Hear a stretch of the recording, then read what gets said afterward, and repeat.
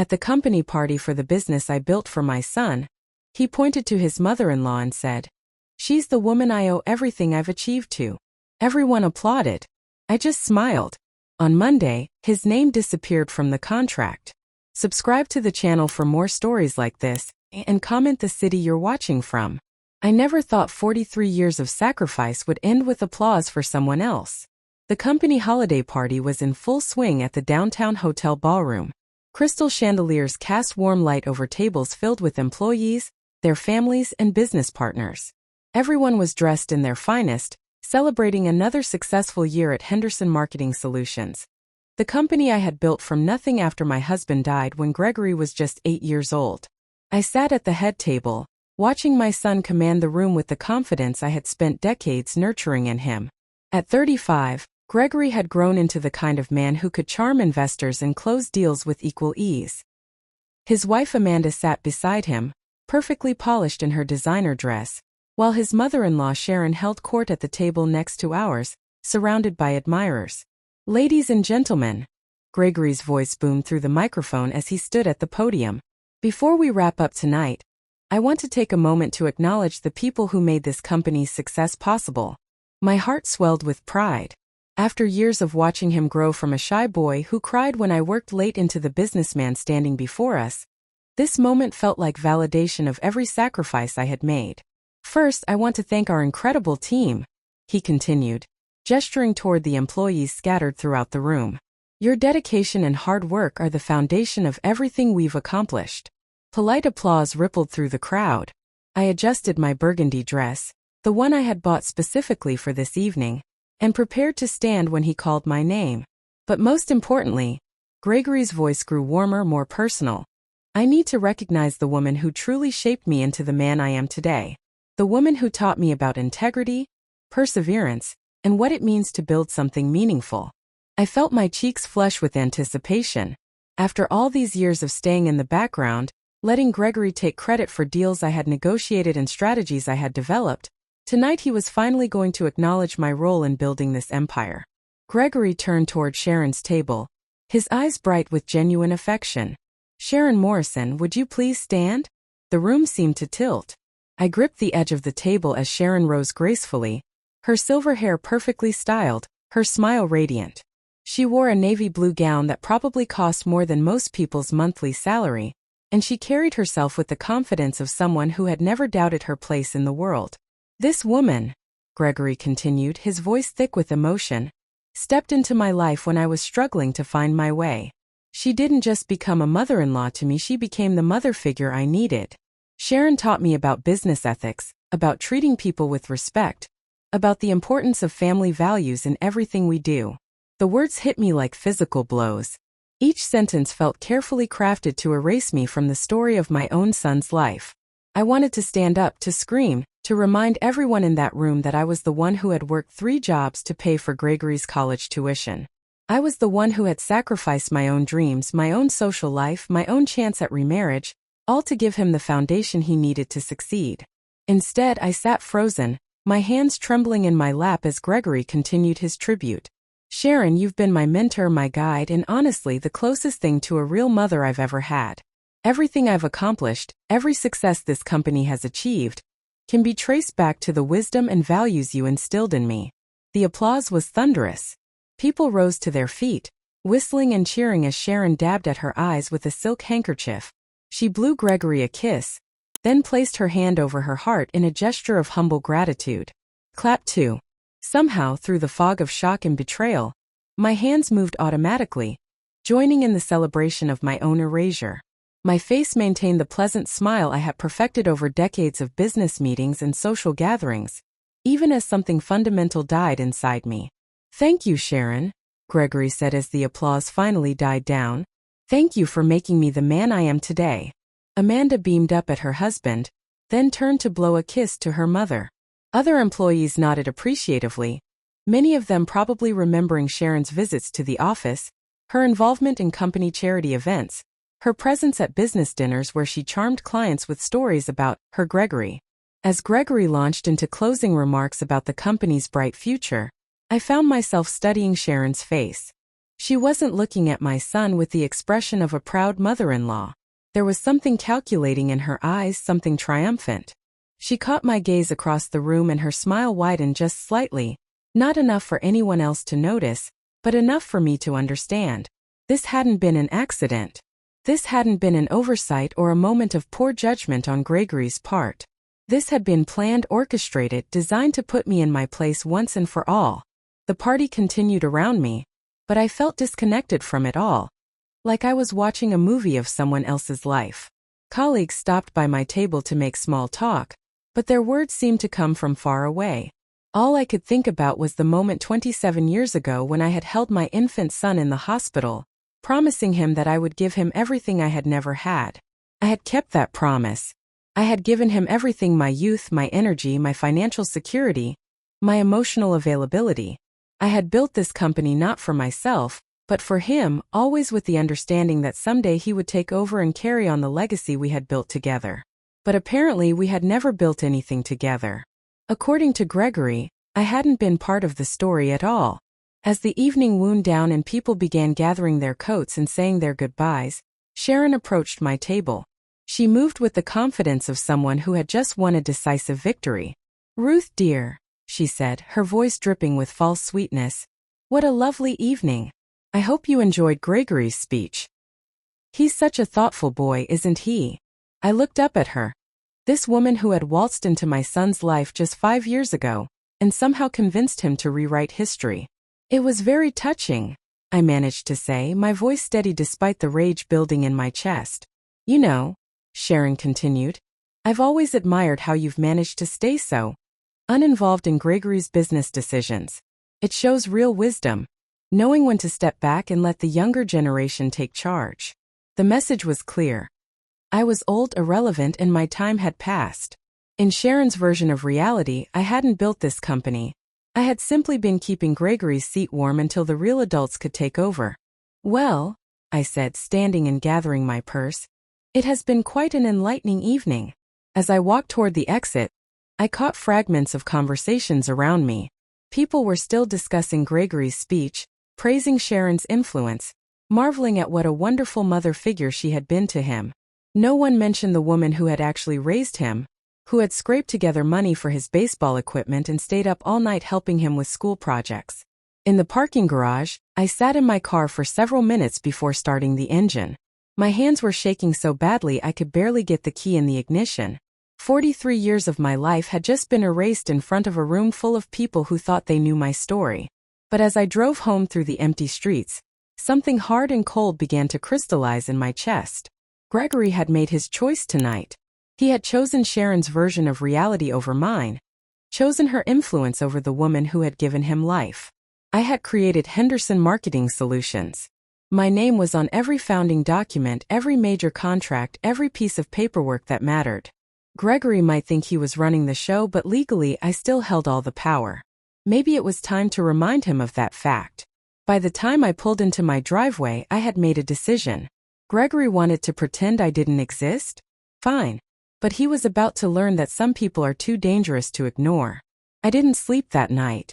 Instead, I sat in my kitchen with a cup of coffee that had long gone cold, staring at the framed photographs that lined my windowsill. Gregory at his high school graduation. Gregory receiving his business degree. Gregory cutting the ribbon at Henderson Marketing's first office expansion. In every photo he was smiling, and in most of them I was standing right beside him. When had I become invisible? The question haunted me as dawn broke over the suburbs. I had built my entire adult life around my son's success, believing that his achievements were our achievements, that his happiness was worth any sacrifice I might make. But somewhere along the way the story had been rewritten, and I had been edited out completely. I needed answers. More importantly, I needed to understand how Sharon had managed to convince Gregory that his own mother had never mattered. By 8 in the morning, I was dressed and driving toward Amanda and Gregory's house in the upscale Riverside neighborhood. They lived in a sprawling colonial that I had helped them buy, contributing the down payment when Gregory's credit wasn't quite strong enough for the mortgage they wanted. Another detail that seemed to have been forgotten in last night's revisionist history. I knew they wouldn't be home yet. Gregory always went to the gym on Saturday mornings, and Amanda had her standing appointment at the spa.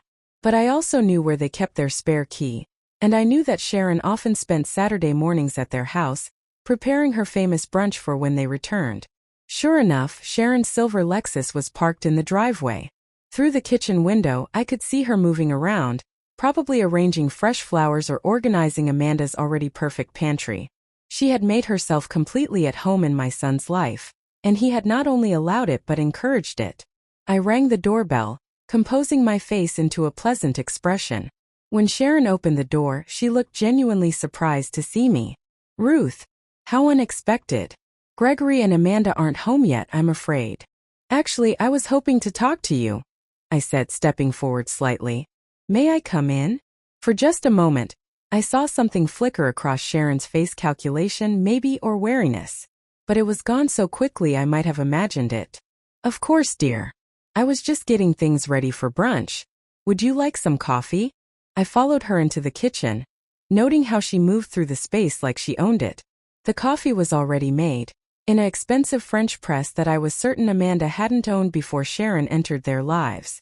Everything about the scene spoke of a woman who had carefully inserted herself into every aspect of my son's domestic life. "I wanted to thank you," I said, accepting the cup she offered me, "for what you said about Gregory's speech last night. It was enlightening." Sharon's smile was perfect, warm, humble, just slightly confused. "Oh, you don't need to thank me for anything, Ruth. I'm just grateful that Gregory has grown into such a wonderful man. You should be very proud of the job you did raising him." The words were carefully chosen, designed to sound generous while actually being condescending. She was acknowledging my role in Gregory's childhood while making it clear that the real influence, the meaningful guidance, had come from her. "It's interesting," I continued, keeping my tone conversational. "I never realized how much Gregory valued your business advice. He's never mentioned learning about ethics and family values from you. When did those conversations happen?" Something shifted in Sharon's expression, just for a moment. "Oh, you know how it is. We talk about everything when I'm here. Gregory's such a deep thinker. He's always asking questions about how to handle difficult situations at work, how to balance family and business responsibilities. And you feel qualified to give him that advice?" I asked, allowing just a hint of curiosity to creep into my voice. "I don't think I ever heard about your business background." Sharon set down her coffee cup with a soft clink. "Well, I may not have run a company like you have, but I've been married 3 times, Ruth. You learn a lot about men, and what motivates them when you've navigated that many relationships successfully. 3 times. That was interesting." Gregory and Amanda had only ever mentioned 2 previous marriages, both of which had ended amicably according to them. Sharon had always presented herself as someone who had been unlucky in love, until she found her current husband, Amanda's father. 3 times. I said lightly. I thought Amanda mentioned 2 previous marriages. "Oh well, the first one was very brief. Hardly worth mentioning." Sharon waved her hand dismissively, but I caught the slight tension in her shoulders. "We were practically children." I filed that information away and changed tactics. "I have to admit, I'm curious about something else from last night. Gregory seemed so emotional when he was talking about you. Did you 2 plan what he was going to say?" "Plan?" Sharon laughed, but it sounded forced. "Oh no, that was all from his heart. Though I will say, we did have a lovely conversation last week about gratitude, and the importance of acknowledging the people who've made a difference in your life." There it was. The admission I had been fishing for. Sharon had planted the idea for that speech, had probably coached Gregory on exactly what to say and how to say it. "That's wonderful," I said, smiling brightly. "What prompted that conversation?" Sharon's eyes narrowed almost imperceptibly. She was beginning to realize that this wasn't just a friendly chat, that I was digging for something specific. "I think Gregory was just feeling reflective about his success," she said carefully. "You know how thoughtful he is. He was saying how grateful he felt, and I encouraged him to express those feelings more openly." "And did you suggest that he expressed them at the company party specifically?" The question hung in the air between us. Sharon's perfect composure was beginning to crack, and I could see her mind working, trying to figure out how much I knew and how much I suspected. "Ruth," she said finally, her voice taking on a slightly sharper edge, "I hope you're not upset about Gregory's speech. He wasn't trying to hurt anyone's feelings. He was just being honest about his experiences. His experiences, I repeated slowly. Tell me, Sharon, what exactly have you told Gregory about his childhood? About the years before Amanda brought you into our lives? Sharon stood up abruptly, moving to the sink to rinse out her coffee cup. With her back to me, she said, I've never told Gregory anything about his childhood, Ruth. But you know, sometimes children see things differently than their parents do. Sometimes they remember feeling alone or unsupported, even when their parents think they were doing everything right. The words hit me like a physical blow. She was telling me, in the most polite way possible, that she had convinced Gregory his childhood had been inadequate. That despite working myself to exhaustion to provide for him, despite sacrificing every personal relationship and opportunity for his sake, he remembered feeling neglected. And I suppose you've helped him process those feelings? I asked, my voice deadly quiet. Sharon turned back to face me, and for the first time her mask slipped completely. The sweet, humble mother-in-law was gone, replaced by someone calculating and cold. Gregory needed someone who could really listen to him, Ruth. Someone who wasn't defensive about the past. Someone who could help him understand that it wasn't his fault if he felt unloved as a child. The room fell silent except for the ticking of the expensive clock on the kitchen wall. I stared at this woman who had systematically poisoned my son against me, who had convinced him that his memories were unreliable and his mother had failed him. That's quite a talent you have, I said finally, standing up and setting my cup on the counter. Rewriting history, I mean. Making people believe their own experiences didn't happen the way they remember. Sharon's smile returned, but it was predatory now. I don't know what you're implying, but I think it's time for you to leave. Gregory and Amanda will be home soon, and I don't think this conversation is productive for anyone. As I walked toward the front door, Sharon called after me. Ruth, I hope you understand that Gregory's happiness is what matters most. If you truly love him, you'll support whatever makes him feel fulfilled and supported. I turned back to look at her one last time. You're absolutely right, Sharon. Gregory's happiness is what matters most. And I think it's time he learned what that happiness has actually cost. As I drove away from the house, my mind was racing. Sharon hadn't just accidentally inserted herself into Gregory's life. She had methodically replaced me in his affections, convinced him that his childhood had been deficient, and positioned herself as the maternal figure he had supposedly always needed. But she had made one crucial mistake. In her eagerness to claim credit for Gregory's success, she had forgotten that success was built on something tangible: contracts, legal documents, financial structures that couldn't be rewritten with sweet words and psychological manipulation. Henderson Marketing Solutions was still my company. Every major decision still required my signature. Every significant contract still listed me as the primary stakeholder. Sharon might have won Gregory's heart, but I still held all the power. And it was time to remind both of them exactly what that meant. The rest of Saturday passed in a blur of methodical planning. I sat in my home office, surrounded by filing cabinets that contained 27 years of business documents, contracts, and legal papers.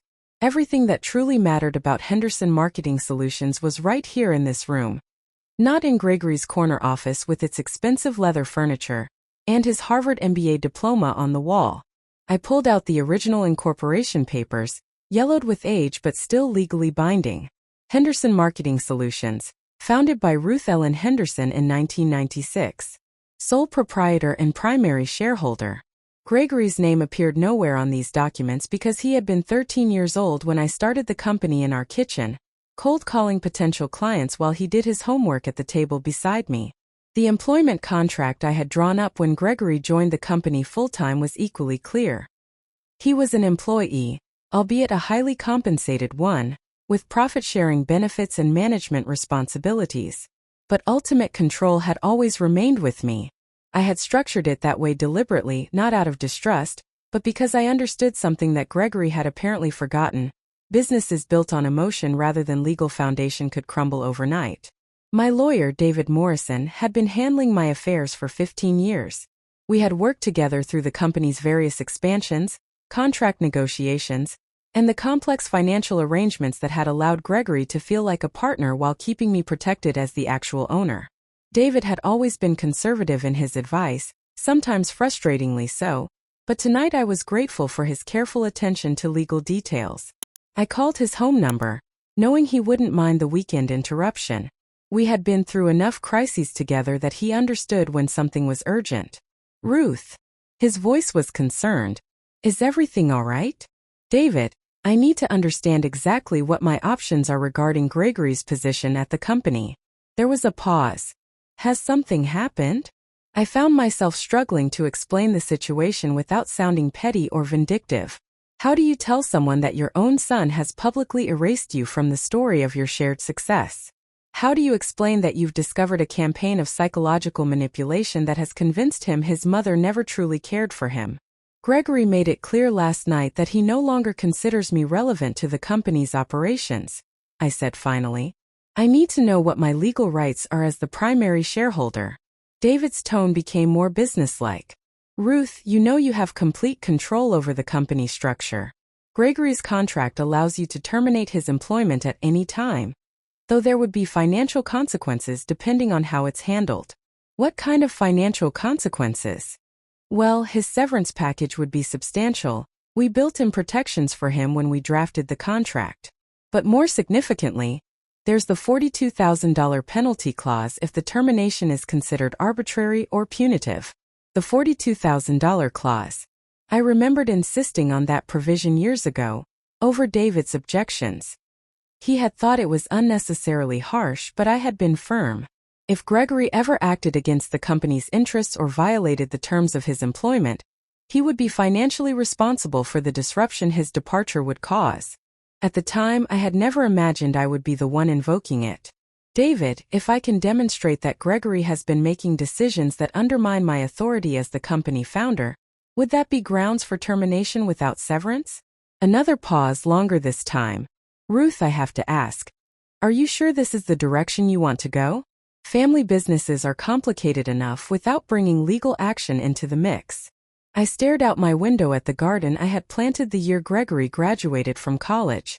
Every rose bush, every carefully tended flower bed represented hours I had spent nurturing growth, believing that patience and consistent care would eventually produce something beautiful.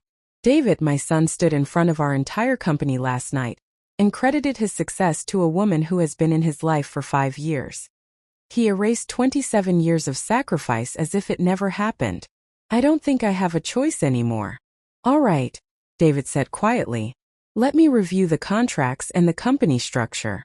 Can you come in Monday morning? We'll need to be very careful about how we handle this if you're serious about moving forward. After hanging up, I spent the rest of the evening going through the company's recent financial records on my laptop. Gregory had been given significant autonomy over day-to-day operations, but every major expenditure still required my approval. What I found made my blood run cold. Over the past 2 years, Gregory had been systematically shifting company resources toward projects that benefited Sharon's extended family. Amanda's cousin had been hired as the company's new graphic designer despite having no relevant experience. Sharon's nephew had been brought in as a marketing consultant for a project that seemed designed to justify his inflated fees, rather than produce actual results. Even Sharon herself was receiving monthly payments as a family relations consultant, a position that didn't exist in our company structure, and that I had never approved. The amounts weren't large enough to threaten the company's solvency, but they represented something more insidious. Gregory had been using my business as his personal piggy bank to curry favor with Sharon's family. Every payment was a small betrayal, a way of redistributing the wealth I had built to people who contributed nothing to our success.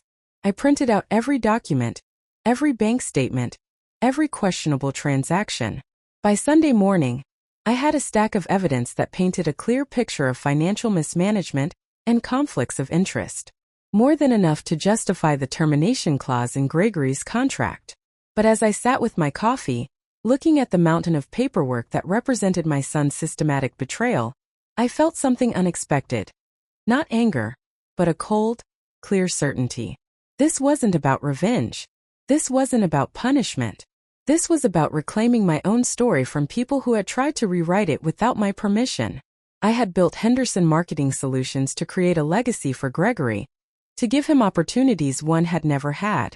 But somewhere along the way, He had decided that acknowledging my contribution diminished his own accomplishments. He had allowed Sharon to convince him that his success would be more impressive if it appeared to spring from his own innate talents, rather than his mother's decades of hard work. Well, he was about to learn what his success actually looked like without that foundation. I spent Sunday afternoon composing a letter, not to Gregory, but to the company's board of directors. As the majority shareholder, I had the right to call an emergency meeting to address concerns about the company's direction. The letter was carefully worded, professional, and devastating in its implications. I outlined the unauthorized expenditures, the questionable hiring decisions, and the apparent conflicts of interest that had emerged over the past 2 years. I requested a full review of Gregory's management decisions and a discussion of whether his continued leadership was in the company's best interests.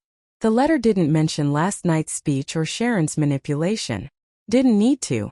The financial evidence spoke for itself, painting a picture of someone who had lost sight of his fiduciary responsibilities to the company and its shareholders. By Sunday evening, I had everything ready. The evidence was organized, the legal groundwork was prepared, and David had confirmed our Monday morning meeting. I sat in my living room, looking at the family photos that covered every surface, and realized that many of them would probably be packed away soon. This wasn't going to be a quiet family disagreement that we could resolve over dinner. This was going to change everything between Gregory and me, probably forever. But as I thought about Sharon's triumphant smile the night before, about Gregory's casual erasure of my entire adult life, about the years of manipulation that had led to this moment, I felt no regret. Some relationships are worth fighting for. Others need to end before they destroy you completely. I had spent 43 years putting Gregory's needs before my own. Tomorrow I was going to start putting my own needs first. The woman who had raised Gregory with unconditional love was going to step aside. In her place, the businesswoman who had built an empire from nothing was taking control. And she was not going to be as forgiving. Monday morning arrived gray and drizzling, the kind of weather that matches the mood of difficult decisions. I dressed carefully in my navy blue suit, the one I had worn to my first major client presentation 25 years ago, when I was still learning to project authority I didn't entirely feel. Today, I felt every bit of that authority, earned through decades of sacrifice and hard-won experience. David's office was in the downtown business district, occupying the 15th floor of a glass tower that had been built during the economic boom of the early 2000s. I had watched it go up from the windows of my much smaller office across the street, back when Henderson Marketing was still operating out of converted warehouse space, and every client contract felt like a miracle. Ruth, David stood as his secretary ushered me into his corner office. I've reviewed everything you sent me. This is more serious than I initially realized. He gestured to a conference table where he had laid out copies of all the documents I had provided, along with additional research his team had conducted over the weekend. The unauthorized payments were highlighted in yellow, creating a pattern that was impossible to ignore. The family relations consultant payments are particularly problematic, he continued, settling into the chair across from me. There's no job description on file, no contract outlining Sharon's responsibilities, and no board approval for the expenditure. Gregory essentially created a position and started paying his mother-in-law without following any of the company's established procedures. I studied the spreadsheet showing 2 years' worth of monthly payments to Sharon. Each one was relatively small, $800 here, $1,200 there, but they added up to more than $28,000. Money that had come directly out of the company's profits, reducing the value of everyone's investment. What about the hiring decisions? I asked. David pulled out another file. Amanda's cousin was hired at a salary 15% above market rate for her experience level. Sharon's nephew's consulting contract is even more questionable. He was paid $18,000 for what appears to be a 2-page marketing report that any first-year business student could have produced. The evidence was damning, but I found myself focusing on the emotional betrayal rather than the financial one. Gregory had used the company I built as a way to demonstrate his loyalty to Sharon's family. Every questionable payment was a signal that he valued their approval more than his fiduciary duty to the business that had given him everything. David, I want to call an emergency board meeting for this afternoon. I want Gregory removed from his position immediately. David leaned back in his chair, studying my face. Ruth, I have to ask you one more time. Are you absolutely certain this is how you want to handle this? Once we start this process, there's no going back. Your relationship with Gregory will never be the same. I thought about the conversation I had had with Sharon on Saturday morning, about the years of subtle manipulation that had led to Friday night's public humiliation. I thought about the way Gregory had looked at Sharon during his speech, with genuine love and gratitude that he had never shown me, even in my proudest moments. David, my relationship with Gregory ended Friday night, when he decided I was irrelevant to his success story. I'm just making it official. By noon, I had contacted each member of Henderson Marketing's 5-person board of directors. The company's structure had been kept deliberately small and manageable, myself as majority shareholder and chairman, David as the legal advisor, our accountant Patricia Wells, and 2 longtime clients who had invested in the company during its expansion phase. The emergency meeting was scheduled for 3 o'clock that afternoon. I had requested that Gregory not be notified until after the board had reviewed the evidence and made their decision. If he was going to be terminated, I wanted it to be a fait accompli rather than something he could argue against or try to manipulate. I spent the early afternoon at the company's offices, observing the normal rhythm of business that would soon be disrupted. Gregory was in his usual Monday meetings, reviewing the previous week's client deliverables and planning the week ahead. His assistant Karen had decorated his office with a small bouquet of flowers, probably a congratulatory gesture after Friday night's speech. Everyone seemed energized and optimistic. The holiday party had been a success, clients were happy, and several new contracts were in the pipeline. It was a thriving business with a bright future, which made what I was about to do feel even more significant. At 2:30, I walked into the conference room where the board meeting would be held. Patricia was already there, reviewing the financial documents David had provided.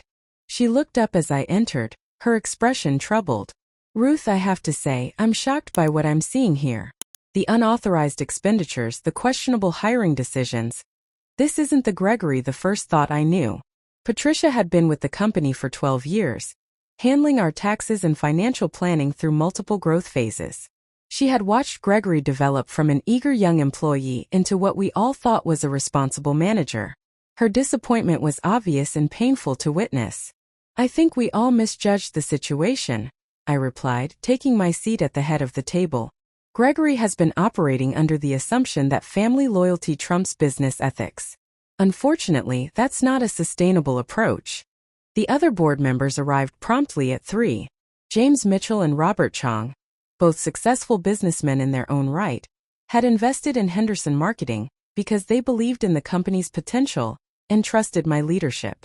They had also become genuinely fond of Gregory over the years, mentoring him and providing advice as he took on greater responsibilities. David presented the evidence methodically, walking through each questionable transaction and explaining the legal implications. The unauthorized payments to Sharon were particularly damaging because they demonstrated a pattern of self-dealing that could expose the company to liability issues. The most serious concern, David explained, is that Gregory has been making financial decisions that benefit his personal relationships rather than the company's interests. This creates potential conflicts of interest that could damage our reputation with clients and investors. James Mitchell shook his head as he reviewed the documentation. I've known Gregory for 8 years. I would never have expected this kind of judgment lapse from him. The question, I said quietly, is whether this represents a temporary error in judgment or a fundamental change in Gregory's priorities. Based on his behavior over the past 2 years, I believe it's the latter. The board deliberated for 45 minutes. The discussion was painful but necessary, covering not just the financial evidence, but also concerns about Gregory's leadership style and decision-making process. Everyone agreed that the unauthorized expenditures were unacceptable, but there was debate about whether termination was the appropriate response. In the end, the vote was unanimous. Gregory would be removed from his position immediately, effective at the close of business that day. The $42,000 penalty clause would be invoked due to his violation of the company's fiduciary standards. I'll handle the notification, I said as the meeting concluded. I think it's better coming from me. Gregory was in his office when I knocked on the door frame. He looked up from his computer with a smile that reminded me painfully of the little boy who used to greet me at the door when I came home from work. "Mom, I was just thinking about you. Amanda and I were talking about what a great time everyone had at the party Friday night." Sharon was so touched by what I said about her. I stepped into the office and closed the door behind me. "Gregory, we need to talk." Something in my tone must have alerted him because his expression became wary. "Is everything okay?" I sat down in the chair across from his desk, the same chair where I had sat 8 years ago when I first offered him a full-time position with the company. Back then, I had been so proud to have him join the business, so excited about the future we would build together. "Gregory, the board of directors met this afternoon to review some concerning financial irregularities that have come to light. We've discovered unauthorized expenditures and hiring decisions that violate the company's established policies." His face went pale. "What are you talking about?" I pulled out copies of the documentation and placed them on his desk. The payments to Sharon, the inflated salaries for Amanda's family members, the consulting contract for Sharon's nephew, none of these were properly authorized or documented. Gregory stared at the papers, his hands trembling slightly as he picked them up. These were legitimate business expenses. Sharon has been providing valuable advice about family-friendly workplace policies, and the other hiring decisions were based on merit. "Gregory, there's no documentation supporting any of that. No job descriptions, no performance evaluations, no board approval for the expenditures. You've been using company funds to benefit your personal relationships without following proper procedures." He looked up at me, and for a moment I saw a flash of the defensiveness that had characterized his adolescence. "You're making this sound worse than it is. These are minor expenditures in the context of the company's overall budget. The amounts aren't the issue, Gregory. The issue is that you've been making decisions based on personal loyalty, rather than business judgment. The board has lost confidence in your ability to separate your family relationships from your professional responsibilities." The silence stretched between us as he processed what I was telling him. Finally, he set the papers down and met my eyes. "What does that mean exactly?" I took a deep breath, steeling myself for what came next. "It means your employment with Henderson Marketing Solutions is terminated, effective immediately. Due to the nature of the policy violations, the $42,000 penalty clause in your contract will be enforced." Gregory's face went through a series of emotions: shock, disbelief, anger, and finally something that looked like desperation. "You can't be serious. This is our company, Mom. We built this together." "No, Gregory," I said, my voice steady despite the pain in my chest. "I built this company.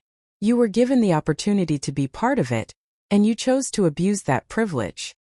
He stood up abruptly, pacing to the window that overlooked the parking lot where his BMW was parked. "This is about Friday night, isn't it? You're angry because of my speech. This is about 2 years of financial mismanagement and conflicts of interest. Friday night was simply when I realized how completely you've lost sight of your responsibilities to this company." Gregory turned back to face me, his expression hardening. "Sharon was right about you. She said you've always been jealous of anyone who cares about me, that you can't stand the thought of sharing me with another family." The words hit me like a physical blow, but they also confirmed what I had suspected about Sharon's influence.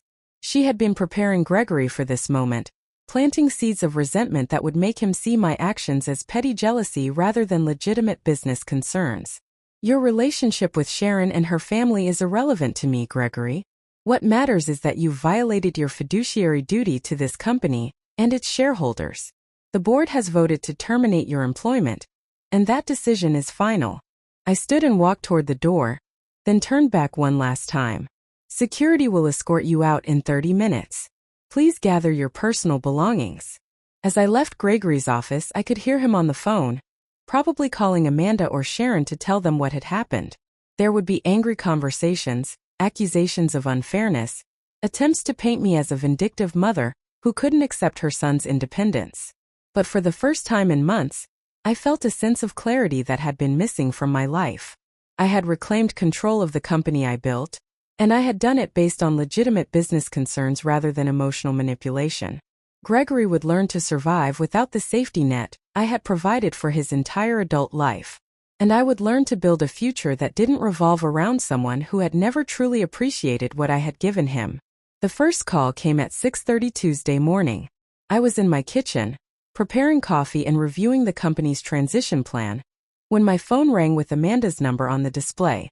I let it go to voicemail, then listened to her tearful message an hour later. "Ruth, please call me back. Gregory is devastated, and I don't understand what happened. We need to talk about this as a family. Sharon thinks there might be some kind of misunderstanding that we can work through. Please just give us a chance to explain." The second call came from Gregory himself, his voice tight with barely controlled anger. "Mom, I've hired a lawyer. What you did yesterday was a legal termination based on personal grievances, not legitimate business concerns.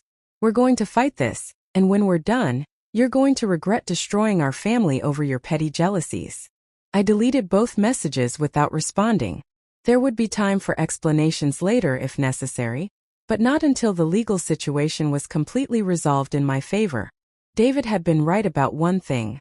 Once this process started, there was no going back.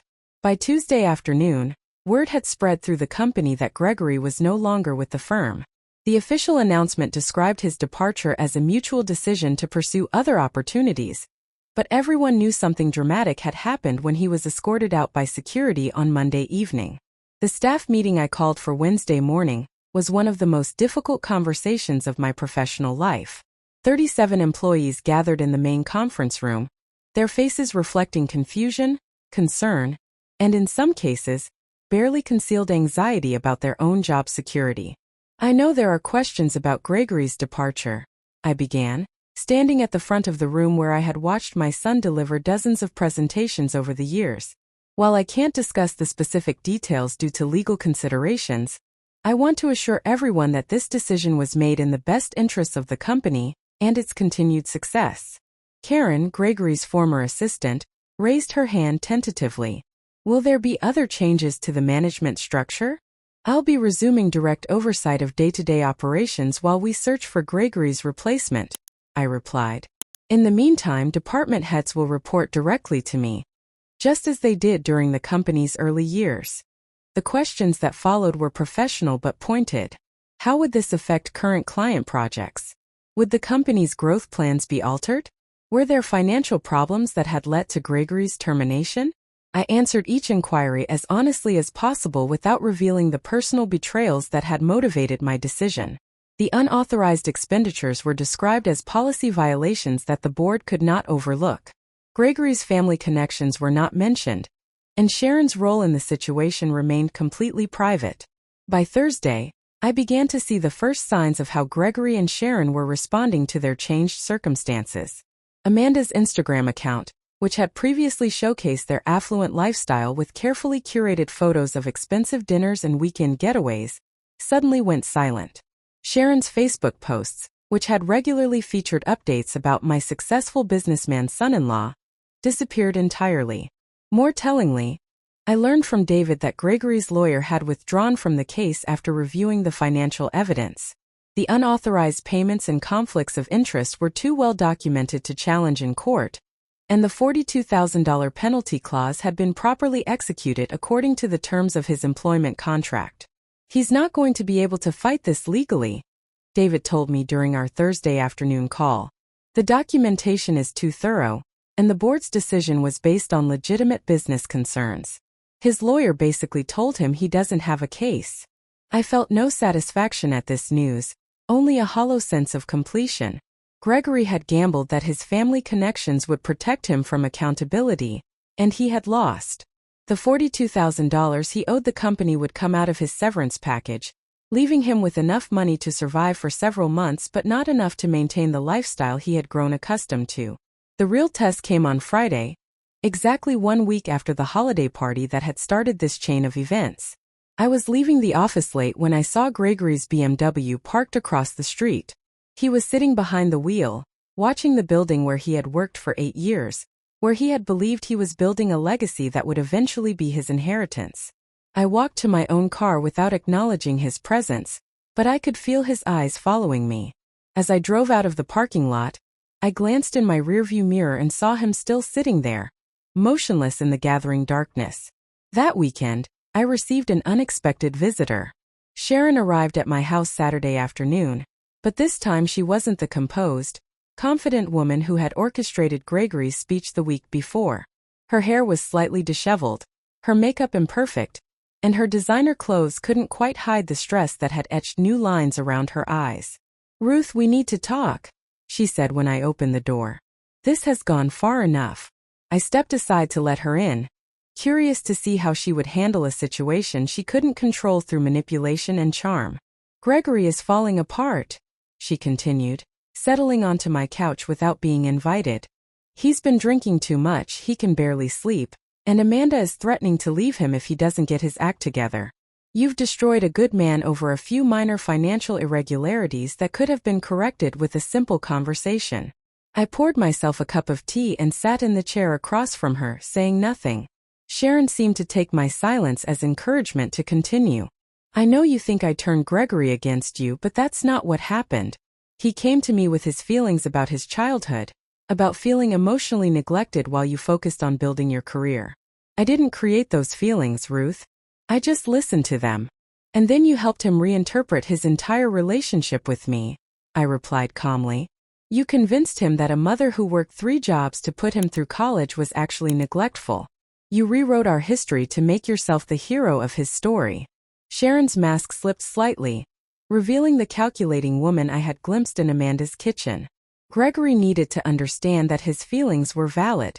You were so busy being the successful businesswoman that you never learned how to be an emotionally available mother." The accusation stung because it contained a grain of truth that I had struggled with for decades. I had missed school plays and soccer games. I had been too tired for bedtime stories on many nights. I had sacrificed the small daily intimacies of motherhood for the larger goal of providing Gregory with opportunities and security. But I had also been there for every important milestone, every crisis, every moment when he truly needed me. I had built a company not for my own ambition, but to create a legacy that would benefit him. Every sacrifice had been made with his future in mind. "Sharon, you convinced my son that the woman who gave him everything somehow gave him nothing. You made him believe that his success was diminished by acknowledging my contribution to it. That's not healing emotional wounds. That's creating new ones." She stood up abruptly, her composure finally cracking completely. "Fine. You want to play the martyr mother who sacrificed everything? Enjoy your victory, Ruth. But don't expect Gregory to come crawling back when you finally realize what you've lost." "I'm not expecting anything from Gregory," I replied. "He made his choice when he decided I was irrelevant to his success story. I'm simply accepting that choice and moving forward accordingly." After Sharon left, I spent the evening going through old photo albums, looking at pictures of Gregory's childhood and young adulthood. In many of the photos, I looked tired. The exhaustion of a single mother trying to balance too many responsibilities was written on my face. But in others, especially the ones from important occasions, I was smiling with genuine pride and love. Those photos told a different story than the one Sharon had convinced Gregory to believe. They showed a mother who had been present for what mattered, even if she couldn't be present for everything. By Sunday evening, I had made a decision that surprised even me.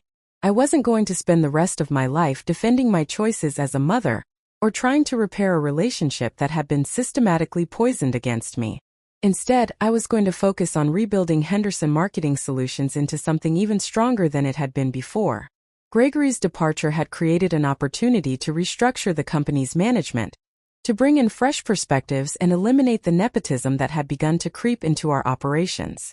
The unauthorized expenditures had been stopped, and the money could be redirected toward legitimate business growth. More importantly, I was going to reclaim my own identity as something more than just Gregory's mother. For 27 years, my personal worth had been tied to his success and happiness. Now, at 65 years old, I was finally free to discover what my life could look like when it belonged entirely to me. The woman who had built Henderson Marketing Solutions from nothing was still here, still capable, still driven by the same ambition and determination that had created success before. She had been overshadowed by the devoted mother for too long. It was time for her to take center stage again. 6 months after Gregory's termination, Henderson Marketing Solutions posted its highest quarterly profits in company history. The new management structure I had implemented was leaner, more efficient, and completely free of the conflicts of interest that had plagued the company during Gregory's tenure.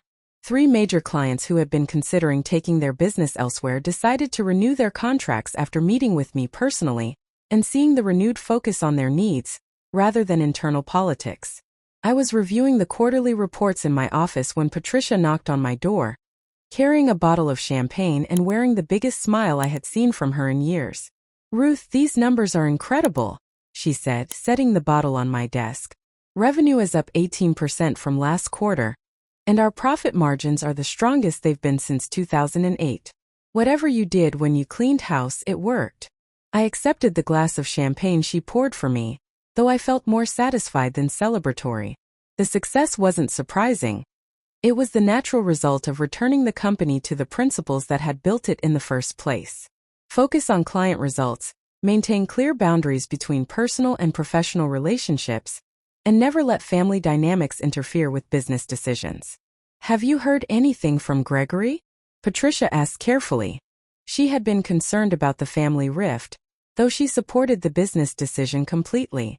"Amanda filed for divorce 3 months ago," I replied matter-of-factly.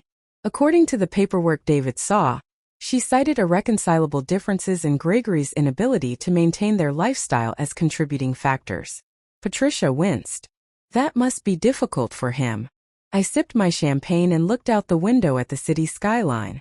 "Gregory is 45 years old, Patricia. He has an MBA from Harvard, 8 years of management experience, and excellent references from every client he worked with here.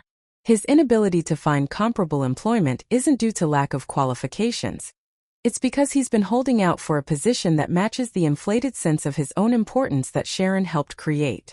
The truth was that Gregory had received several job offers, but none of them paid the salary he had been earning at Henderson Marketing, or offered the level of autonomy he had grown accustomed to.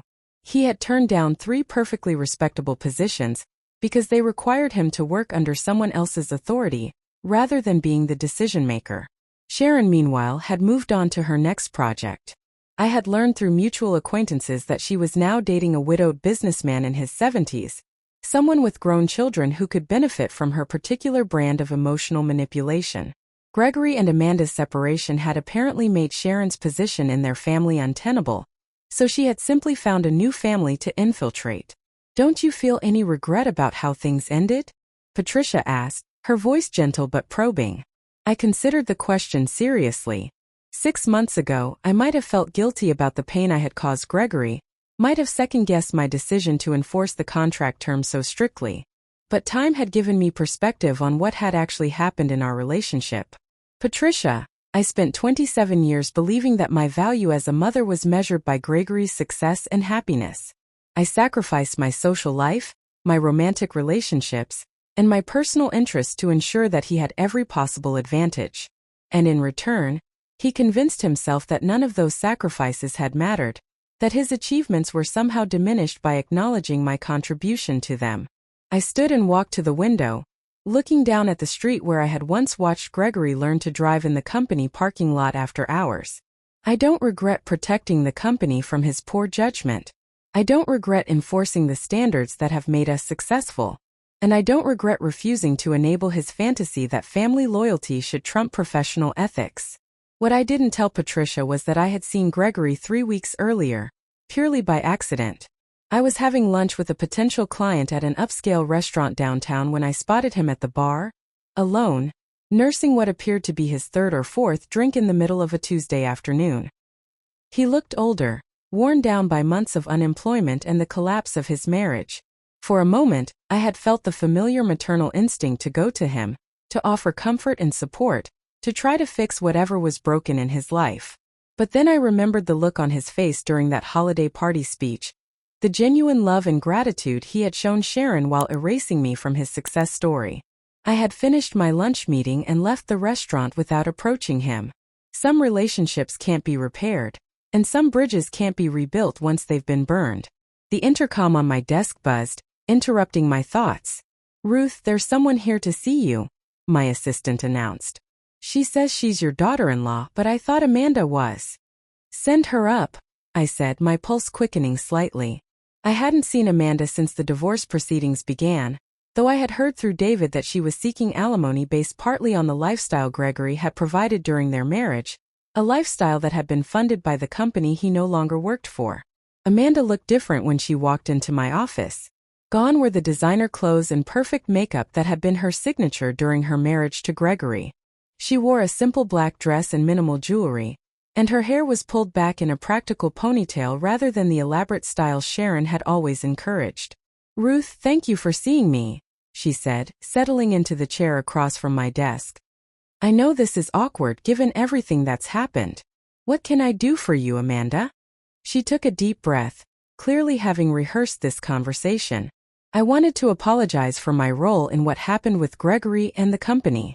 I knew about the payments to my mother, and I should have discouraged them.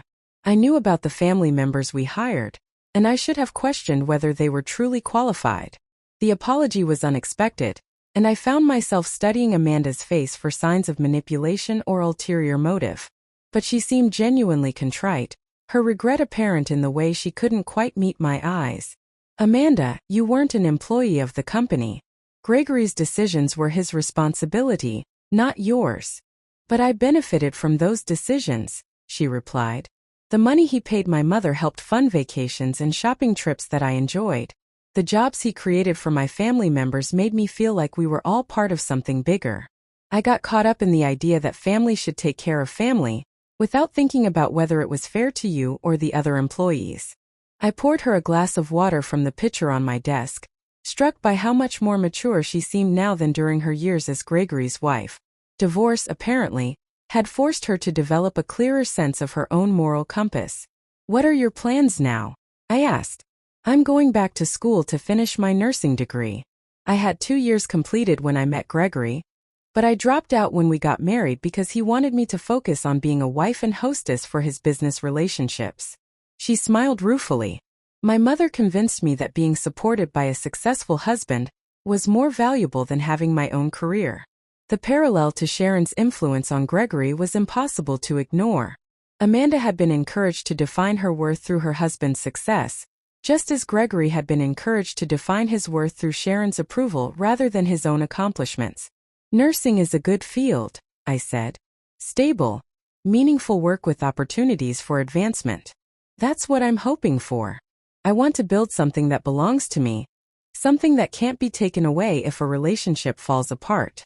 She paused, then added quietly, "I think I understand now why you built this company the way you did. You wanted security that didn't depend on anyone else's choices." After Amanda left, I spent the rest of the afternoon thinking about the conversation. She had recognized something that Gregory never had, that true security comes from your own capabilities and achievements, not from relationships that can be manipulated or withdrawn. At 65, I was finally living that principle myself. Henderson Marketing Solutions was stronger than ever, but more importantly, it was entirely under my control. I didn't need Gregory's approval or Sharon's acceptance or anyone else's validation to feel successful. That evening, I did something I hadn't done in decades. I made dinner plans with a friend that had nothing to do with business or family obligations.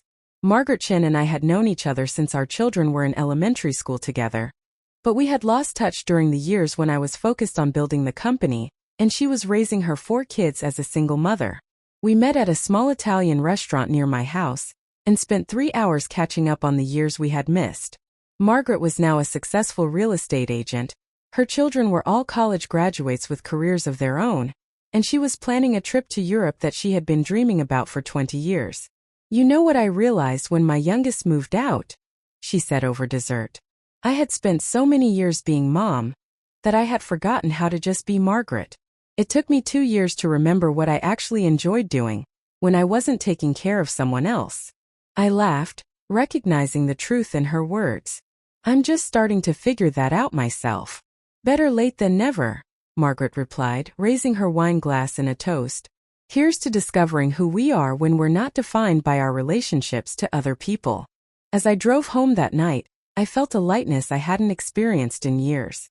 The guilt that had shadowed me for months after Gregory's termination was finally gone, replaced by something I had almost forgotten how to feel: contentment. I had built a successful business, raised a son who, despite everything, had received the education and opportunities one had wanted to give him, and survived the collapse of the most important relationship in my life. At 65, I was financially secure, professionally respected, and personally free for the first time since Gregory's birth. The woman who had sacrificed everything for her son's success had finally learned to value her own achievements. The mother who had defined herself through her child's happiness had rediscovered her own identity. Some stories end with reconciliation and forgiveness. Others end with the quiet satisfaction of knowing you made the right choice, even when it was the hardest choice possible. This was my story, and I was finally at peace with how it had turned out.